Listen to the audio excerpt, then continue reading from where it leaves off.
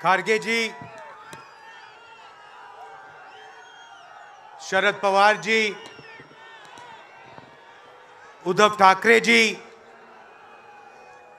Stalin जी, चंपाई सोरेन जी,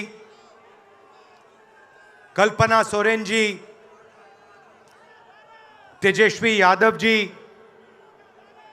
फरूक अब्दुल्ला जी, प्रकाश अंबेडकर जी, महबूबा मुफ्ती जी, दीपंकर भट्टाचार्य जी, सैयद सादिक अली शेहब थंगल जी, stage पे India alliance के वरिष्ठ नेता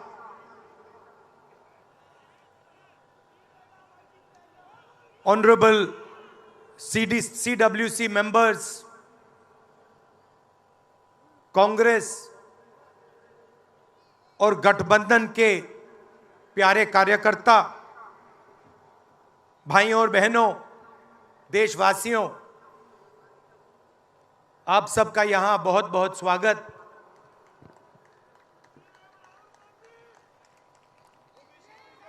पिछले साल कन्याकुमारी से कश्मीर तक हमने यात्रा की।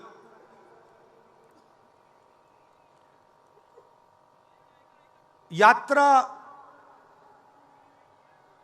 करनी पड़ी। अगर मैं अपने आप से पूछता 2004 में,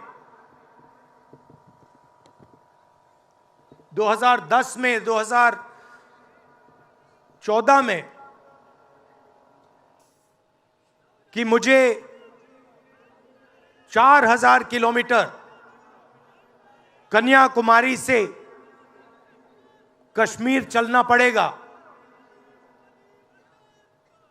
मैं ऐसी बात सोच भी नहीं सकता था।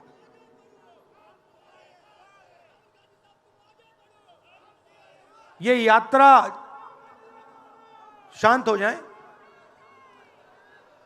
ये यात्रा हमें क्यों करनी पड़ी? क्योंकि देश का जो कम्युनिकेशन का सिस्टम है, चाहे वो मीडिया हो, सोशल मीडिया हो, वो आज देश के हाथ में नहीं है। जनता के जो मुद्दे हैं, बेरोजगारी, हिंसा, नफरत, महंगाई, किसानों के मुद्दे, अग्निवीर के मुद्दे, जवानों के मुद्दे, वो मुद्दे आपको मीडिया में नहीं दिखाई देंगे। तो हमने ये यात्रा करनी पड़ी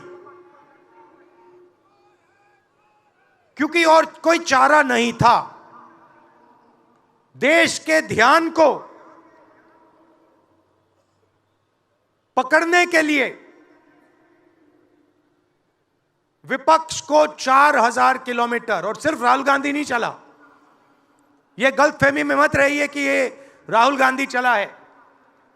सब पार्टियों के, सब विपक्ष के पार्टियों के लोग चले, सब नेता आए, हिंदुस्तान का पूरा विपक्ष इन यात्राओं में शामिल हुआ। शरद पवार जी आए, उद्धव जी आए, तेजस्वी आए।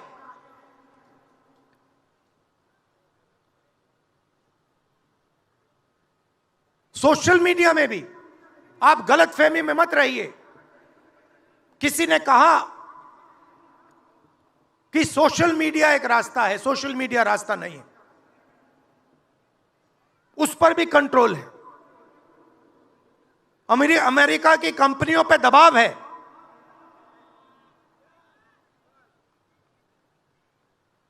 तो काफी डिस्कशन होता है कि हम बीजेपी से लड़ रहे हैं।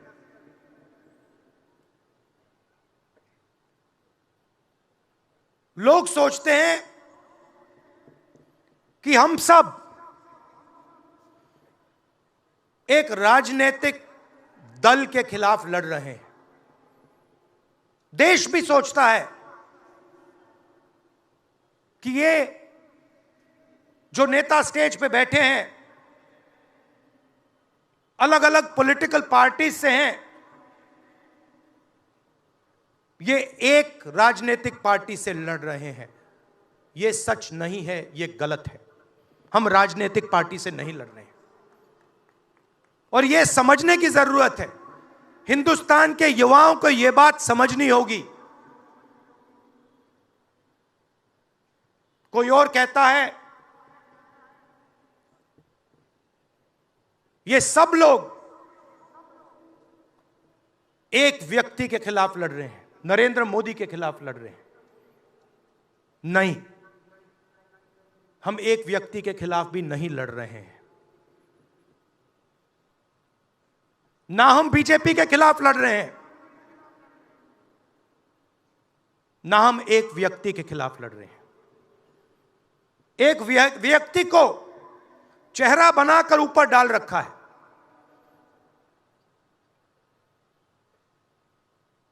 हिंदू धर्म में शक्ति शब्द होता है। हम शक्ति से लड़ रहे हैं, एक शक्ति से लड़ रहे हैं। अब सवाल उठता है वो शक्ति क्या है? जैसे किसी ने यहां कहा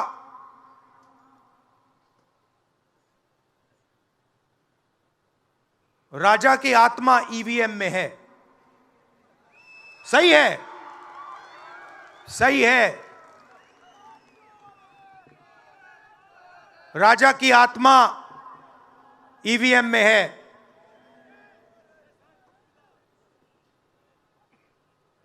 हिंदुस्तान की हर संस्था में है,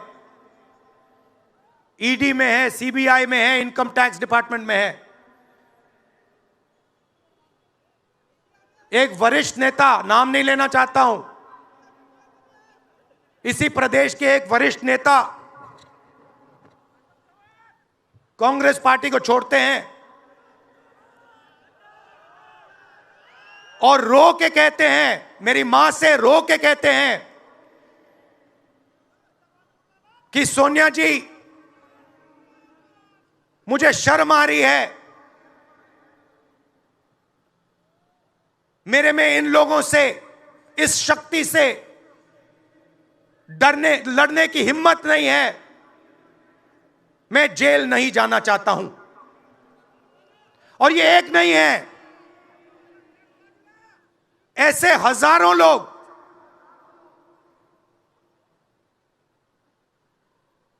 डराए गए हैं। क्या आप सोचते हो शिवसेना के लोग, एनसी के लोग ऐसे ही चले गए?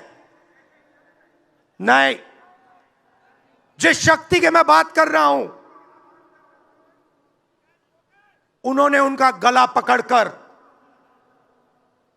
उनको बीजेपी की ओर किया है और वो सब डर के गए हैं।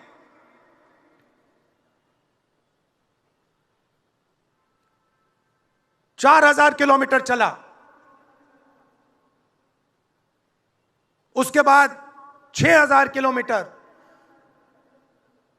मणिपुर से महाराष्ट्र, मुंबई, धारावी।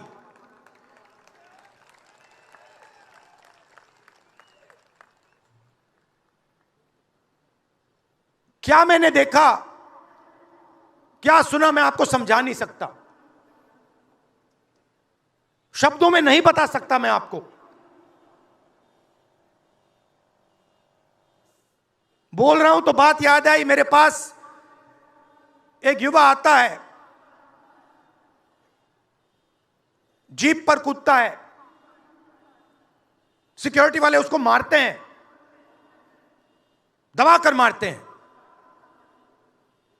तब भी वो आता है, हाथ पकड़ता है, आंख में आंसू, मुझे कहता है राहुल जी मैंने 3 साल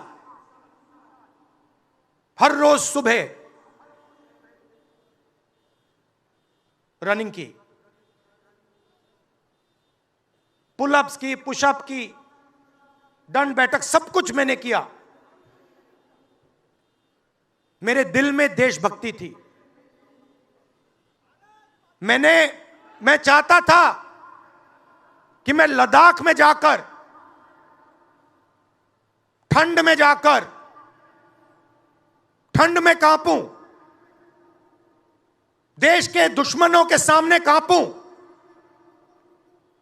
और एक दिन अगर मौका बने तो उनकी गोली भी खाऊं। यह मैंने सोचा था। राहुल जी, अग्निवीर लागू कर दिया। मेरे देश ने मुझे धोखा दिया है।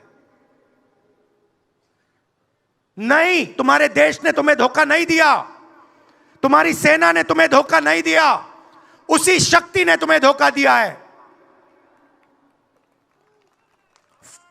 नरेंद्र मोदी भाइयों और बहनों सिर्फ मास्क है, मुखौटा है। जैसे ये बॉलीवुड के एक्टर हैं, उनको रोल दिया गया है कि भैया आज सुबह आपको यह करना है, कल आपको यह बोलना है, परसों आप यह करोगे, सुबह उठ के समुद्र के नीचे जाओ, चलो सी प्लेन में उड़ो। 56 इंच की छाती नहीं है, खोखला व्यक्ति है।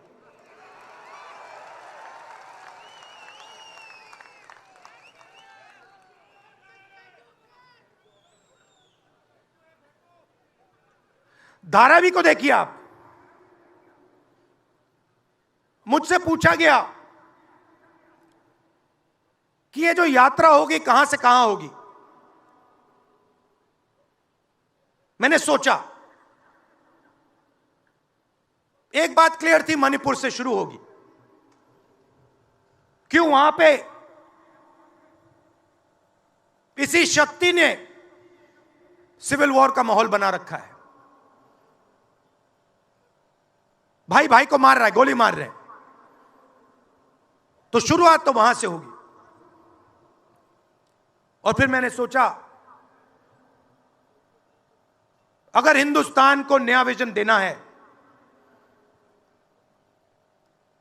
तो यात्रा धारावी में खत्म होगी। यह हुनर का कैपिटल है, हिंदुस्तान के टैलेंट का, स्किल का, हुनर का कैपिटल है। और इनको यहीं से, मुंबई से, इनके घरों से वही शक्ति इनको उठाकर बाहर फेंक रही है।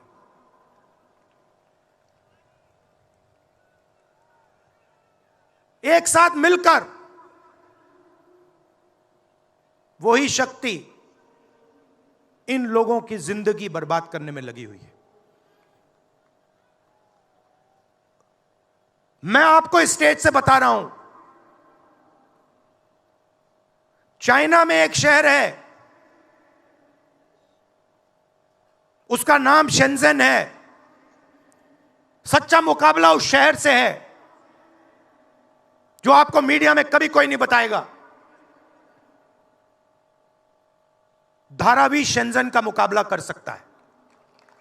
बैंक के दरवाजे इन बच्चों के लिए खोलो, इन बच्चों को सरकार की मदद करो, और फिर देखो ये शेंजन का क्या करते हैं। उठा के परे कर देंगे शेंजन को ये लोग। Made in Mumbai, made in Dharavi, made in China को उड़ा के हटा देगा, परे कर देगा। मगर नहीं, 22 लोग हैं यहां पे, 22 लोगों के पास उतना ही धन है जितना हिंदुस्तान के 70 करोड़ लोगों के पास है।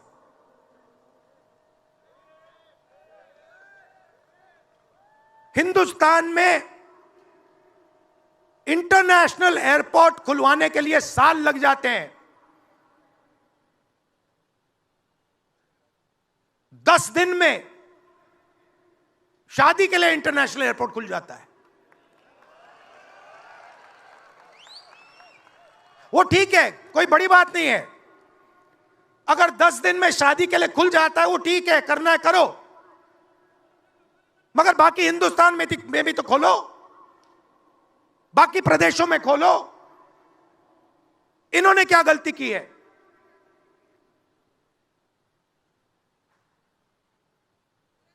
पचास 50% हिंदुस्तान की आबादी पिछड़े वर्ग की है,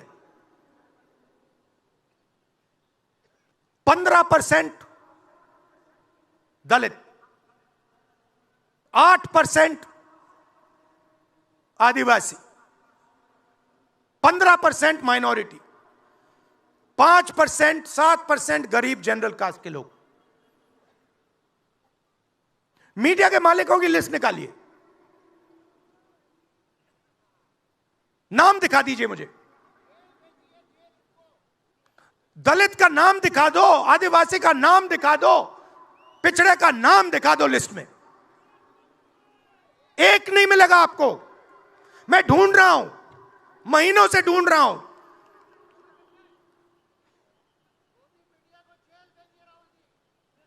इनकी गलती नहीं है बेचारों की। जैसे मोदी जी मुखौटे हैं, जैसे उनका रिमोट कंट्रोल इनका भी है।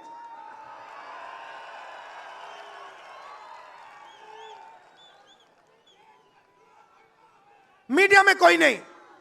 हिंदुस्तान की सबसे 200 बड़ी कंपनियों की लिस्ट निकालिए, मालिकों की लिस्ट निकालिए। गरीब जनरल कास्ट का व्यक्ति का नाम बता दो मुझे, दलित का, पिछड़े का, किसी भी गरीब व्यक्ति का नाम बता दो, किसी भी पिछड़े का नाम बता दो 200 कंपनियों के मालिक की लिस्ट में। नहीं मिलेगा। 90 अफसर इस देश को चलाते हैं।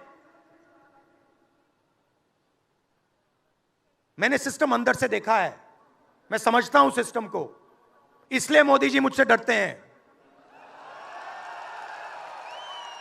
सब कुछ देखा है मैंने, सब समझता हूं। मैं अंदर बैठता था उसमें, सालों में अंदर बैठा हूं। कोई नहीं छुप सकता मुझसे, और मुझे दबा भी नहीं सकते हैं। मोदी जी को दबा सकते हैं तो 90 लोग हैं, उसमें 3 पिछड़े हैं, 3 दलित, 1 आदिवासी। फर्स्ट जनरेशन गरीब जनरल कास्ट का मुझे दिखा दो, उसमें 1 नहीं मिलेगा। बजट में 100 रुपए खर्च होते हैं,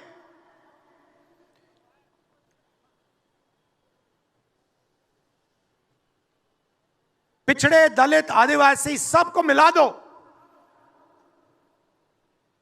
6 रुपए का निर्णय लेते हैं। पॉलिसी कहां बनती है? पॉलिसी ये 90 लोग बनाते हैं, उसमें 200-300 और जोड़ दो,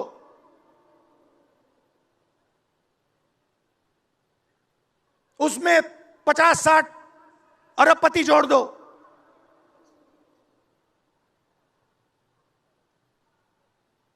यह है सच्ची शक्ति जो हिंदुस्तान को चला रहा है, और इससे आप कोई नहीं बचेगा। आप में से कोई नहीं बचने वाला। यहां किसी ने ईवीएम की बात की, मैं आपको बता रहा हूं, ईवीएम के बिना नरेंद्र मोदी चुनाव नहीं जीत सकता है। इलेक्शन कमीशन से हमने कहा कि एक काम कीजिए, विपक्ष की पार्टी को ये मशीनें दिखा दीजिए, खोल के हमें दिखा दीजिए ये कैसे चलती हैं, हमारे एक्सपर्ट्स को दिखा दीजिए। इलेक्शन कमीशन नहीं दिखाता। फिर हमने कहा देखिए, इसमें से कागज निकलता है, वोट मशीन में नहीं है, वोट कागज में है। ठीक है, आप मशीन चलाइए, मगर कागज की भी गिनती कर दीजिए। इलेक्शन कमीशन कहता है नहीं, कागज की गिनती नहीं होगी। क्यों नहीं होगी?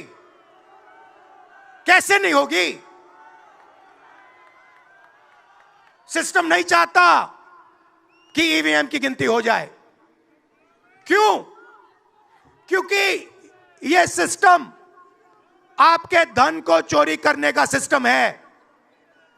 यह आप लोग जीएसटी देते हो, उतनी ही जीएसटी देते हो जितना अदानी देता है।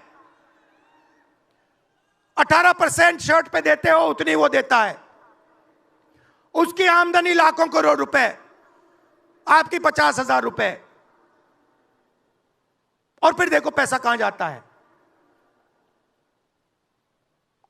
कोई भी स्कीम देख लो, फसल बीमा योजना देखो, 35,000 करोड़ रुपए 16 कंपनियों को जाता है। उसमें आपको एक दलित नहीं मिलेगा, एक पिछड़ा नहीं मिलेगा, एक गरीब नहीं मिलेगा। कानून ये 90 लोग बनाते हैं। पैसा जाता है 16 कंपनियों में। और जब हमारे किसान कहते हैं ओला गिर गया, बारिश हो गई, बर्बाद हो गए, वो कहते हैं भैया नहीं, तुम्हें मुआवजा नहीं मिलेगा, ये तुम्हारा है ही नहीं, तुम्हें कैसे मिलेगा, मर जाओ जाके। नरेंद्र मोदी जी का काम आपके ध्यान को भटकाने का है।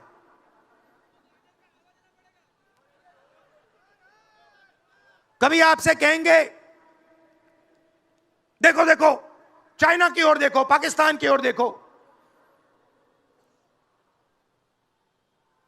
कभी मोबाइल फोन की लाइट ऑन कर देंगे, थाली बजाओ।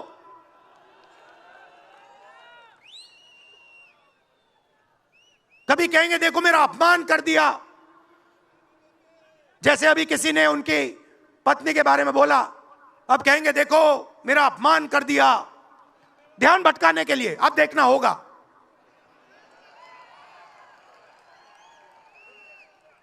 मगर यात्रा में यह सब साफ दिख जाता है, दर्द दिख जाता है, दुख दिख जाता है।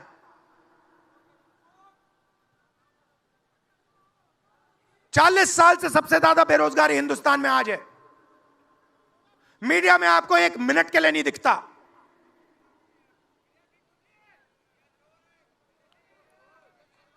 मोबाइल फोन आप देखते हो, चाइना का मोबाइल फोन, शर्ट खरीदते हो, चाइना की शर्ट, जूते खरीदते हो, चाइना के जूते।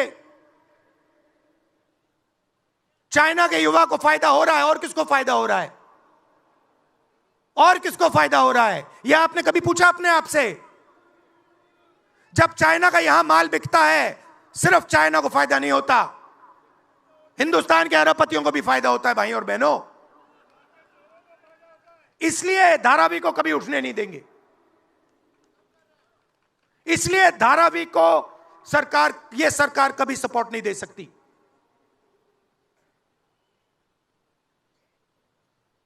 पूरा सिस्टम कंट्रोल में है।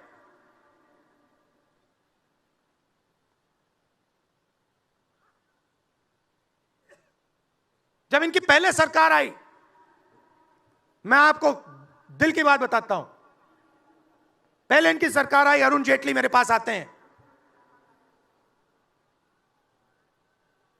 कमरे में बैठते हैं और मुझे कहते हैं राहुल, ये जो लैंड एक्विजिशन का मामला है,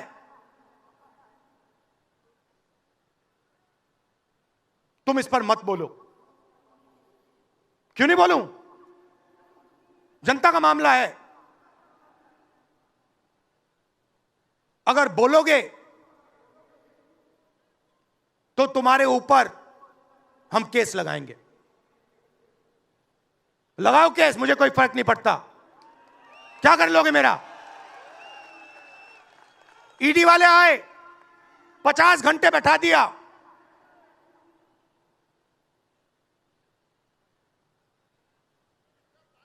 अंत में पता है क्या बोलता है ईडी का अफसर? मुझे पता है क्या बोलता है? कहता है राहुल जी, आप किसी से नहीं डरते हो, आप नरेंद्र मोदी को हरा सकते हो।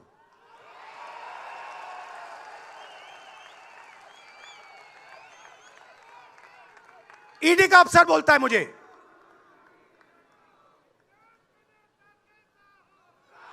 मगर मैं राहुल गांधी नहीं हूं। आप ये मत सोचो कि मैं राहुल गांधी हूं। आप ये मत सोचो कि उद्धव ठाकरे हैं। ये नहीं है, ये हिंदुस्तान की आवाज है। आप देखिए, हर प्रदेश से यहां लोग बैठे हैं। हर व्यक्ति ने अपनी यहां बात रखी। स्टालिन जी ने अपनी बात रखी, सोरेन जी ने अपनी बात रखी। ये हिंदुस्तान बोल रहा है। नरेंद्र मोदी जी की मीटिंग देखिए, वहां सिर्फ एक व्यक्ति बोलता है।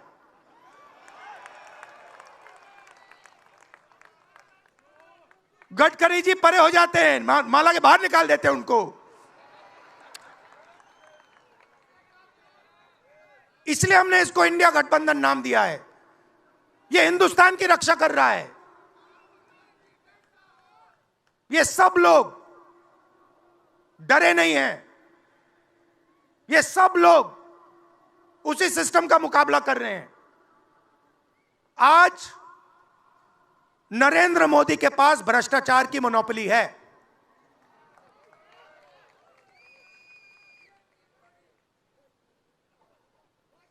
इलेक्टोरल बॉन्ड्स का सिस्टम निकाला। मैं आपको समझाता हूं। यहां पे जो छोटे छोटे सड़कों पे ना एक्सटॉर्शन चलता है, हफ्तेबाजी चलती है ना, वो नेशनल लेवल पे कर रहे हैं ये लोग। मैं बता देता हूं, 4 तरीके की हो रही है। एक, पहले ये कॉन्ट्रैक्ट देते हैं, सरकार कॉन्ट्रैक्ट देगी और सीधा परसेंटेज लेगी। इलेक्टोरल बॉन्ड देख लीजिए, उसमें साफ है। कंपनी को कॉन्ट्रैक्ट मिलता है, उसके एकदम बाद वो बीजेपी को हफ्ता देना शुरू कर देती है। दूसरा, सीधा एक्सटॉर्शन। ईडी सीबीआई भेज देंगे। जैसे यहां पे मुंबई का एयरपोर्ट इनको चाहिए था, ईडी सीबीआई भेजी,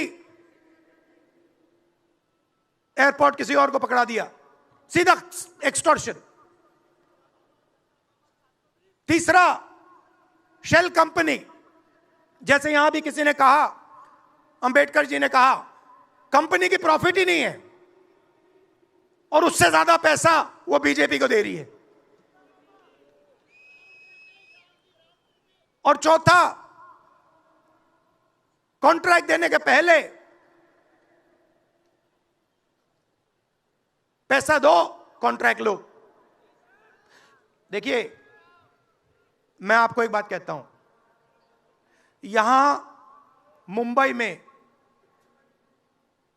किसी भी गुंडे को आप सीबीआई, ईडी और इनकम टैक्स पकड़ा दो, ठीक है? वो हो रहा है, वो ही हो रहा है। एक व्यक्ति ने इनको पकड़ रखा है, उनके पीछे एक और शक्ति है, वो कह रही है भैया आप देखो, हमें ये एयरपोर्ट चाहिए। आपका एयरपोर्ट मुंबई का एयरपोर्ट है ना, आपने तो देखा। सीबीआई की इंक्वायरी हुई और उसके एकदम बाद मुंबई एयरपोर्ट अदानी जी को मिल गया। तो मैं आपसे कह रहा हूं कि इससे आपका नुकसान हो रहा है।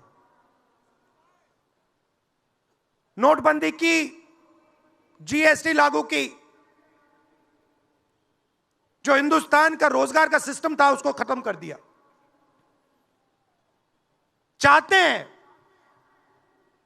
कि यहां सिर्फ 20-25 कंपनियों का राज हो। चाहते हैं कि ये जब छोटा धंधा चलाते हैं, सब्जी बेचते हैं, छोटे छोटे दुकानें चलाते हैं, चाहते हैं कि ये सब खत्म हो जाए। और एक के बाद एक इनको खत्म कर रहे हैं। स्मॉल और मीडियम मैन्युफैक्चरिंग जो है उसको सबको खत्म कर रहे हैं। यही लोग तो चाइना का मुकाबला कर सकते हैं। जो स्मॉल और मीडियम इंडस्ट्री है वही तो चाइना का मुकाबला करेगी, वही तो देश को रोजगार देगी। उस नींव को उड़ा रहे हैं।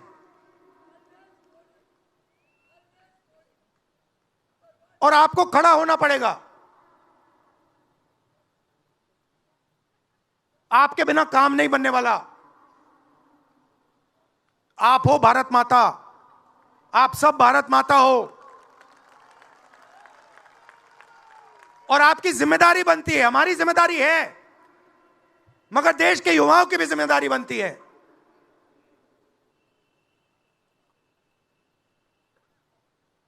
पूरा देश अग्निवीर के खिलाफ है। मैं 4000 किलोमीटर चला, एक युवा ने मुझे नहीं कहा कि अग्निवीर अच्छा लगता है।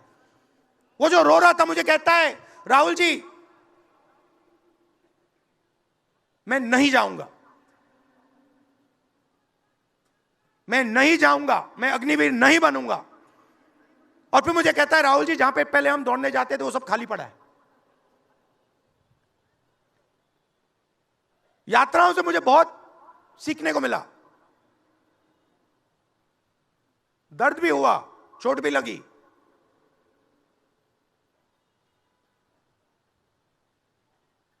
मगर जो प्यार मिला, दिल से जो प्यार मिला,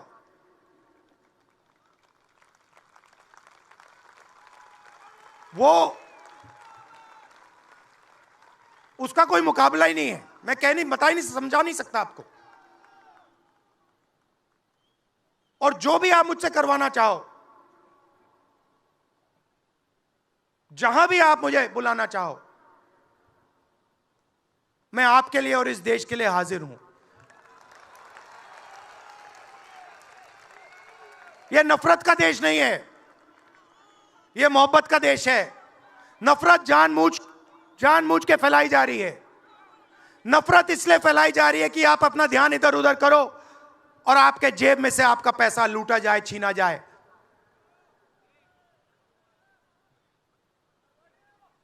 तो नफरत को नहीं फैलने दो। जैसे यात्रा से मैसेज निकला, हिंदुस्तान के दिल से मैसेज निकला, नफरत के बाजार में मोहब्बत की दुकान खोलो। यह हमारे सब महापुरुषों ने कहा है।